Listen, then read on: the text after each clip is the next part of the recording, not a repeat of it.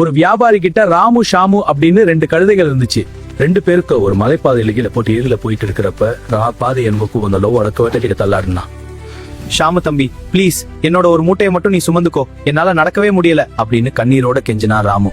போடா, நான் ஏன் உன் மூட்டையை சுமக்கணும், அது என் பிரச்சனை இல்ல, நீ உன் வேலையை பாரு அப்படின்னு ஆணவமா திரும்பி கூட பார்க்காம போயிட்டான். பாவ ராமு மேலும் கொஞ்ச தூரம் தள்ளாடி நடந்தான். ஆனா அந்த கனமான மூட்டைகளோட உடம்பு தாங்கல.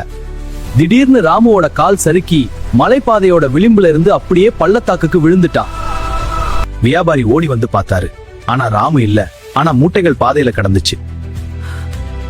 இப்ப யோசிங்க, ராமுவோட 2 மூட்டைகளையும் யாரு சுமக்குனாரு? மொத்தம் 4 மூட்டைகள். ஷாமுவோட கால்கள் நடுங்குச்சு. அப்போதான் ஷாமுக்கு ஒரே ஒரு மூட்டையை சுமந்திருந்தா இன்னைக்கு 4 மூட்டை சுமக்க வேண்டியிருக்காது. ஒரு நிமிஷம் ஹெல்ப் பண்ணி இருந்தா வாழ்நாள் முழுக்க வடுக்க வருத்தப்பட வேண்டியிருக்கதாங்க. இந்த கதையின் நீதி என்னவென்றால், நாம் என்ன செய்கிறோமோ அதுக்குண்டான பலன் நாம் எங்கிருந்தாலும் நம்மளை தேடி வரும். உதவி செய்தாலும் சரி, கெடுதல் செய்தாலும் சரி. நீங்கள் கெடுதல் செய்யக்கூட யோசிங்க, ஆனால் உதவி செய்ய என்னைக்கும் யோசிக்காதீங்க. வாழ்க வளமுடன். இந்த வீடியோ உங்களுக்கு பிடிச்சிருந்தா லைக் பண்ணுங்கள், சப்ஸ்கிரைப் பண்ணுங்கள், ஷேர் பண்ணுங்கள், கமெண்ட் பண்ணுங்கள்.